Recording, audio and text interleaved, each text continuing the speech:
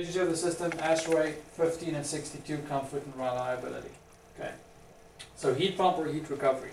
Heat pump will only heat or cool. They will not do both. Okay. It's a two-pipe system. That's really ideal where you've got like a big box store, for example, or not. I shouldn't really say big box store. Say a commercial retail space at the bottom of a high-rise, for example. That retail space is either going to heat or it's going to cool. It's not going to do both. So you don't need heat recovery on that. If it's big enough and deep enough so that your exterior zone and interior zones are far enough away and it may need cooling interior and heating exterior, then you could look at really doing heat recovery. But there is about a 15 to 20% cost increase going from heat pump to heat recovery. Heat recovery is a three-pipe system in our case. Well, most cases, there's only one that does a two-pipe.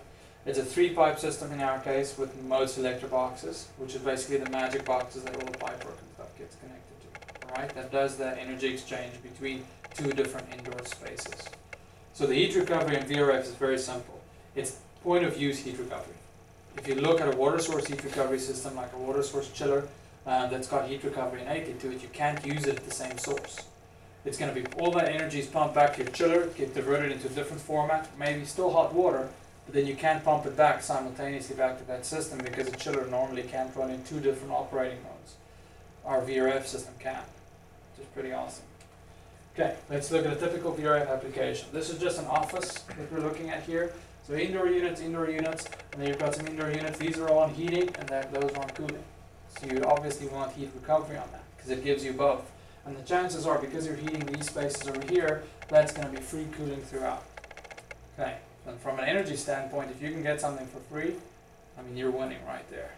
Okay, free being an operative term, right? You still have that fan power running and so on, but you know, a few amps versus a full compressor trying to cool that system down, that's definitely a big change of energy consumption. So it's not Bernie Sanders free.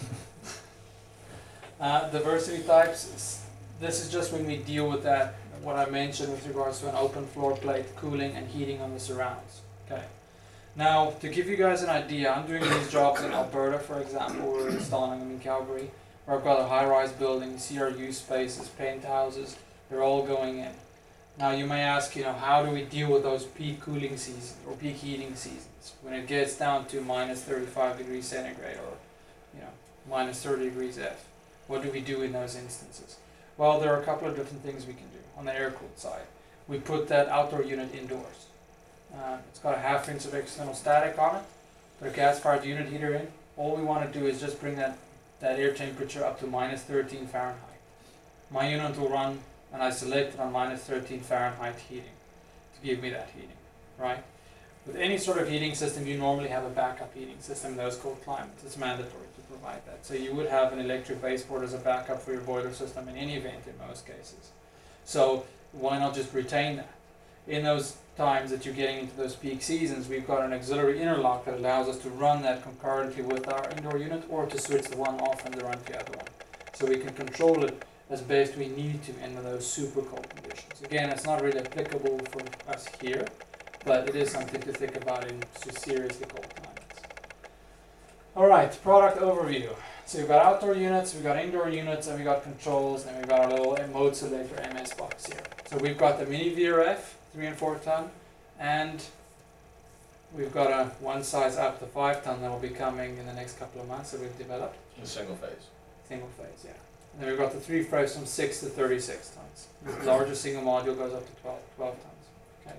We've got indoor selection, we've got the whole range over here. The newest one we've added is a vertical air handler with integrated electrical heating if you want, as an optional extra, of course. What's the lowest profile ducted ceiling mount unit you have? It's the 8 1/4 inch medium Okay. static. Okay. Yeah. Are they ever going to make any of these in explosion proof? I can't give you an answer on that yet. I mean, there's a good market there with refineries and Yeah, places for like sure. that. I could sell a ton of those out there at the refinery. Yeah, for sure. I think we looked for them, didn't we? Yeah, they don't exist. I think somebody is retrofitting the small systems to get the classification. Yeah, that's not something we have at this point.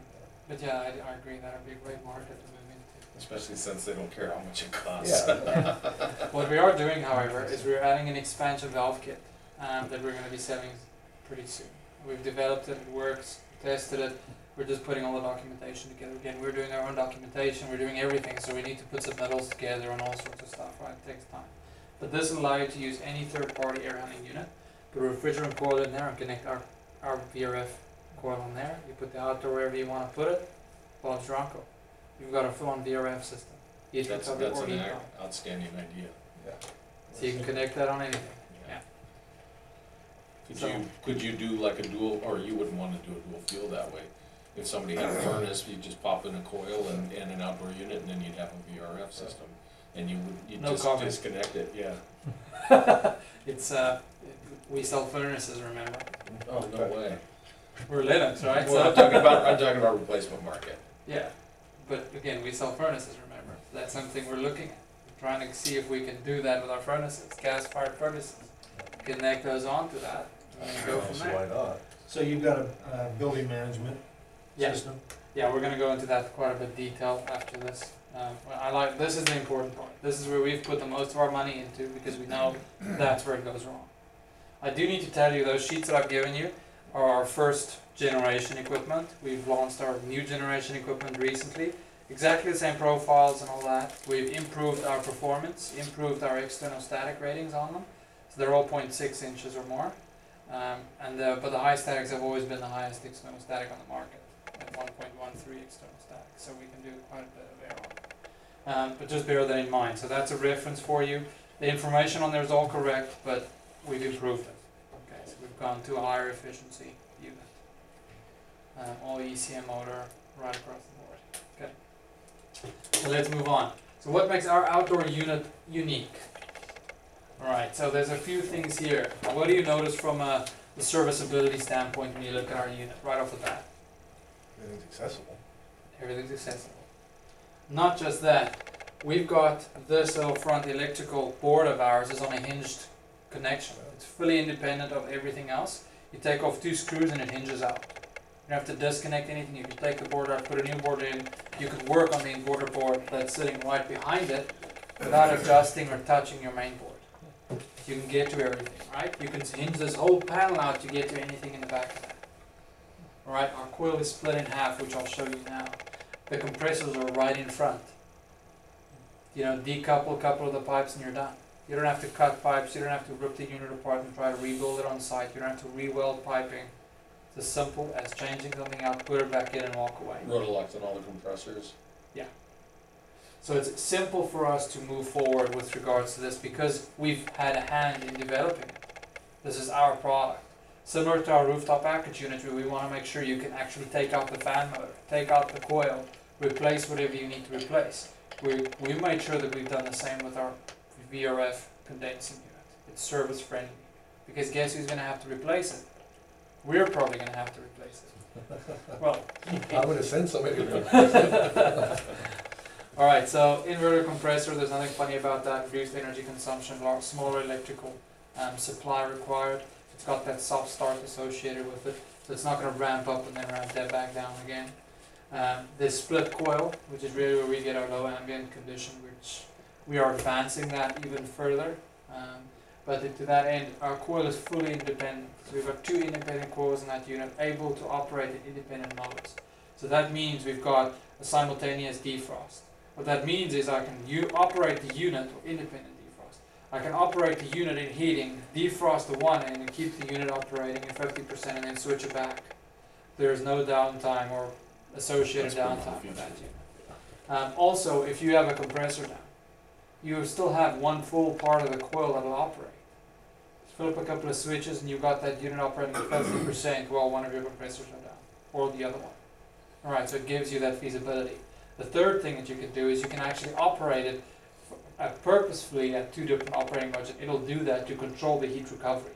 So if you have a close to even heating and cooling load, one part of the coil will be in evaporative mode, the other part will be in the condensing mode to try and stabilize that load to give you that optimum efficiency throughout the system. So that really optimizes our numbers and shows you where our SEER and IER ratings come from. Okay, which is pretty cool. Our fans, our units are much quieter than everybody else's. Very simply, it's an asymmetrical fan blade.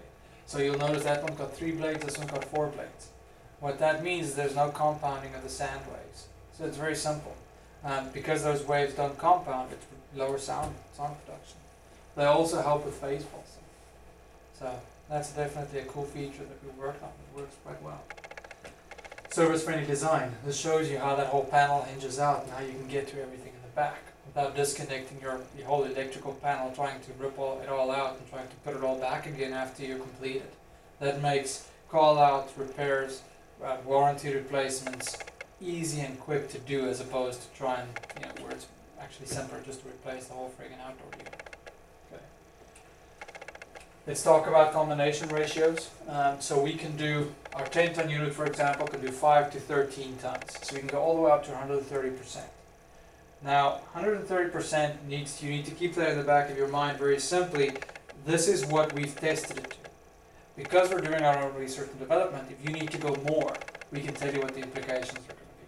And there are situations where you would need to go more.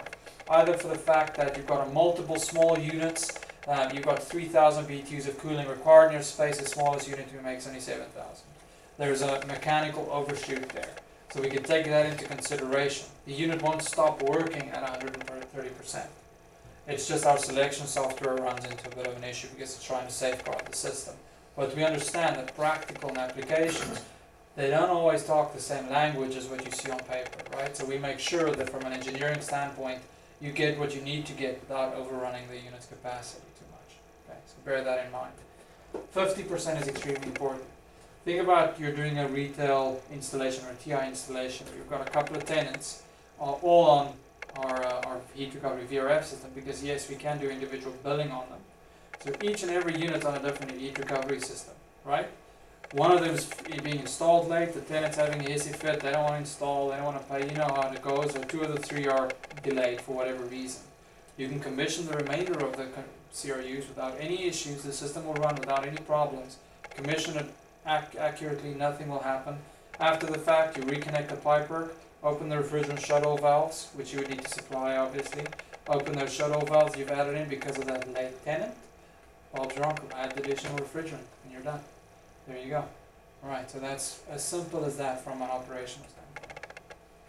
Heat pump and heat recovery, so we go from minus 13 to 75 on heating, and cooling from 23 to 118.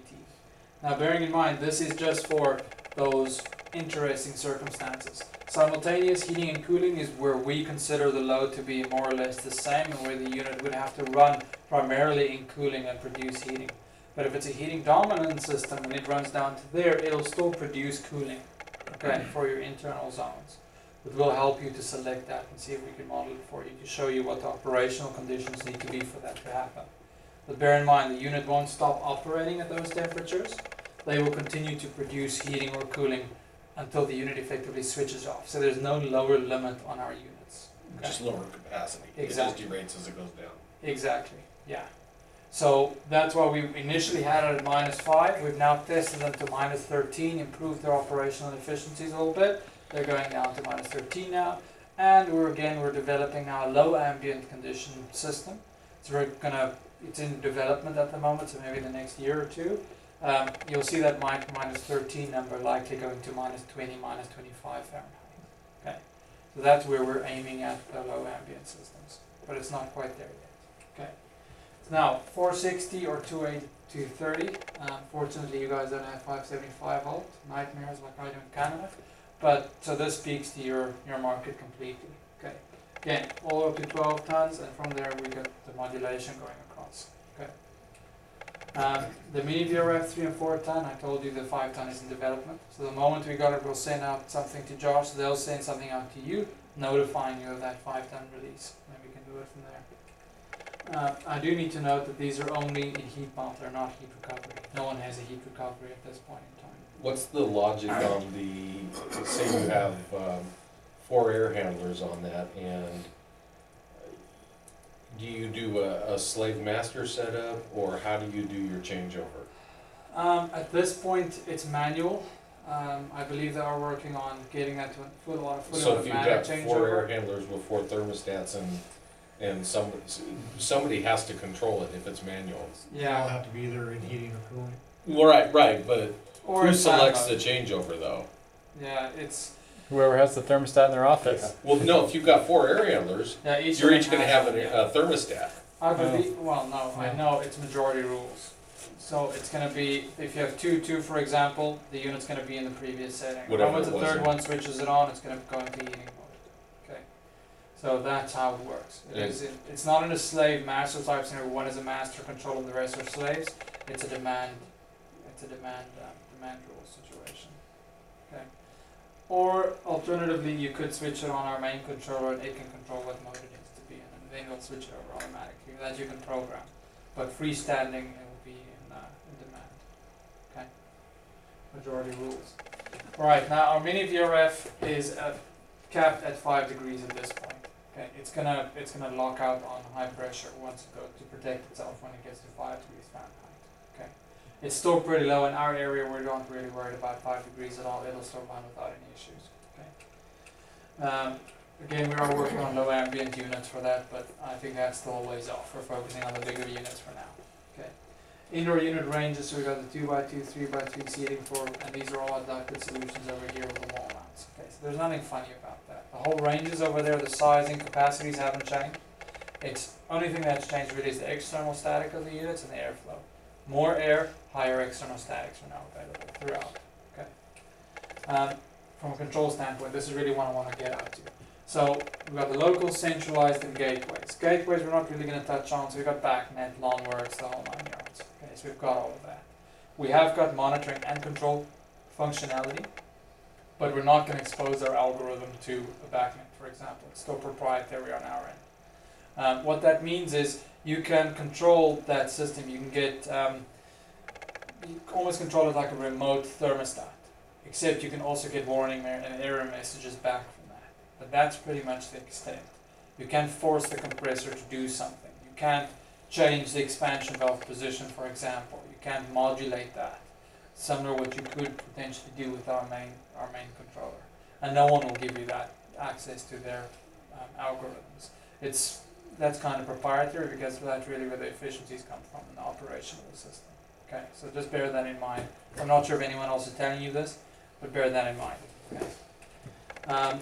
Now, programmable control, this one's actually been released fairly recently. It's up for a couple of awards, and from a contractor standpoint, you guys are going to love this from an installation perspective. So this you can actually program the touchscreen LCD. Okay. So what that means is you can customize what the client sees. If you don't want them to see heating, cooling, auto, if you don't want them to see any of those bars, you hide it.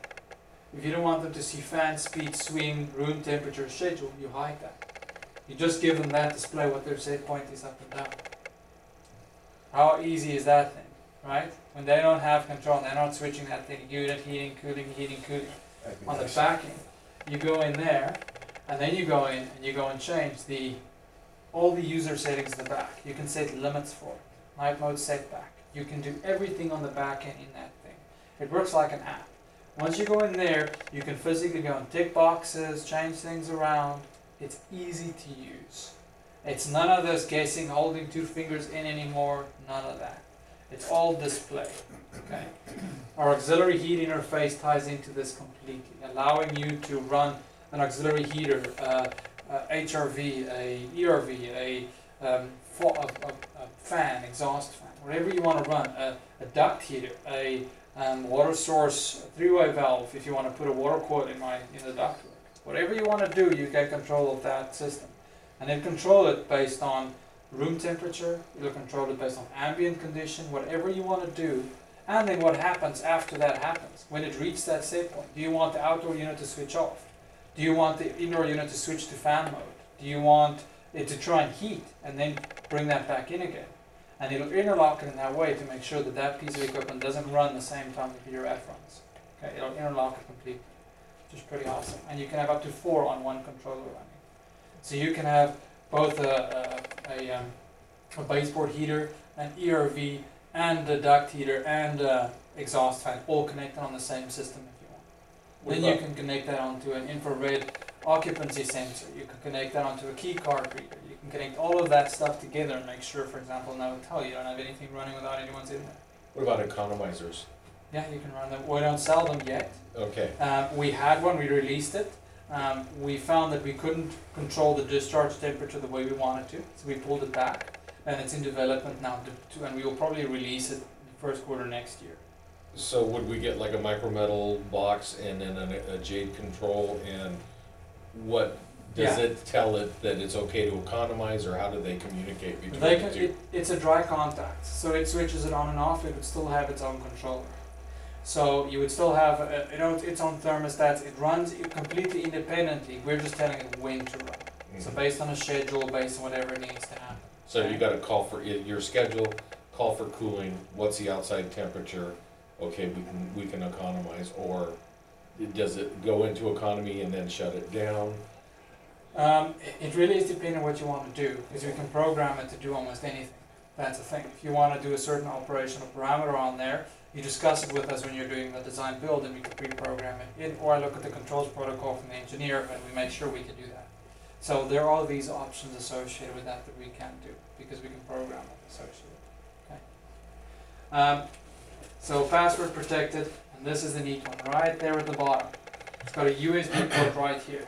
So once you've programmed one, let's say you're doing 250 of these indoor units, right? So, which is not a very big system if you think about it. A bunch of offices and stuff, right? You program one with the user settings, locking it out, doing whatever you want. Spend a good hour setting that one up properly, right? To program it adequately. You copy all those settings, whatever you want or whatever the client wanted, copy all that onto that USB, and you just copy and paste to every single program. Okay. Put it in the bottom, copy user settings, copies it, boop, restarts the unit, there you go. Go to the next one, go to the next one. Make Can you have multiple copies. settings and say, setting 1, setting 2, setting 3? It depends on what you want on the USB, right? So, Well, no, that's what I mean. yeah. Can you load multiple settings on the USB, and then when you plug it in, select which one you wanna upload? I believe you can, yeah. Okay. Cause a lot of times you Otherwise, have just different like three schedules, different- a lot of times you have different schedules within the same building and whatnot. Yeah, otherwise you take 3 different USBs. You plug each one in depending on what you want. It's as simple as that. Okay, so the relay kit, this is what I was talking about. So it's got auxiliary heat, heating, cooling, and fan output. Okay, so those are just names. You can control anything from there based on the parameter. Okay, and this is controlled from that wall mount controller we saw. Alright, this is the centralized controller. This is really our flagship. The screen that you see here, the computer is mounted on the back, the software is loaded on there. It's fully web-based, you can connect it onto any internet system. Password protected, of course, you need to access it with an IP and make sure that but you can access it from a smartphone, from a tablet, from a computer, anywhere in the world. So if you have a building manager on the job, they can access it from anywhere. If you want to be their point of view to control and touch anything, you can do that. If you want to sit here in your office, you're busy doing maintenance on the job or as one of your installations while that maintenance contract is in place, you can log in and see any error codes, any error messages, runtime issues, set points, what the users have set their units to, and you can control all those parameters. Everything on that wall mount control that it can do, this can do remotely. So it allows you to do everything. Okay. It also carries a history. Now, the size of this, the scope that we can deal with that is 256 indoor units on a single one of these hardware modules, right? And I can do 4 modules on a single screen, okay, in total. So that allows 1,024 indoor units and 64 VRF systems, or 192 outdoor units, which is a pretty big system if you think about that. I just priced a job out in BC, 770 tons odd worth. It was a 46-story and a 38-story. It was a 2-tower project with a big CRU space at the bottom. Full VRF. I mean, I only needed one of these panels to do everything on there. Okay. Neat thing about it is you get energy consumption report that you can export and pull from in Excel, right? So what this allows you to do, your item number, device name, device ID, then it works on runtime. Okay. Gives you the kilowatt hour electrical quantity, running cost. So this you can program in. The building manager can program. You can choose what you want to do there. Maintenance costs can be pre-programmed in, and then it gives you a total that you can export on a monthly basis. You can auto-export if you want. Send to the building manager, they can build search accordingly. Okay. Can you set it up based on time of use schedules from the utility company? Yeah. Because they have 3 or 4 different parameters based on time and different costs for different times. Yeah, I'm not sure about that, to be honest. I would need to see if we can program that for you. I would think so. But It's pretty common. so Yeah, I all think you would it's do bad. is you would just have this auto export at a certain time of day. So it'll export it at at the morning and afternoon, morning, afternoon, and you just consolidate all of that at the end to give you a total. Okay. But I'm not sure how we would have to program that in. This is an extremely flexible piece, versatile piece of equipment. So all of these figures we can adjust and do that accordingly. That figure that you see there is very interesting how they got to that, or how we get to that. It takes into account your indoor unit, and this is per indoor unit or per zone, depending on how you want to do it. So it takes into account the fan of the indoor unit, and the connected power, so the screen and all of that, right? Everything associated with that. It takes into account the position of the expansion valve, how much refrigerant is moving through there. It takes into account the outdoor unit's electrical consumption. And it takes into account the volume of refrigerant produced as a result of that. So it ties everything together in an algorithm to give you a runtime percentage, and from that gives you an electrical kilowatt hour runtime capacity. It's all done automatically, you don't need to worry about setting it up. So it ties everything back and gives you a portion of use. So if you're doing a residential building, even though that guy's not there, he's still got to pay maintenance on his building, right? It's still part and parcel of his project. Whether he runs it for 5 minutes or whether he runs it for a full month, he's still got to pay maintenance. But he doesn't have to pay his actual consumption because there's not going to be much of it, right? So we can then break that out. The owner can break that out however they want to put it. Okay. The only thing with regards to the billing is we need to put a pulse meter on the outdoor unit. Okay. That can be any pulse meter.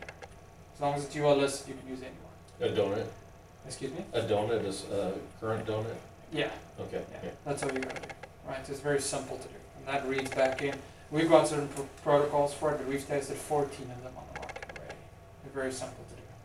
This is much, much cheaper than having a water source system and an energy and flow meter on every single indoor unit. Trust me, it's a lot cheaper than that. Especially on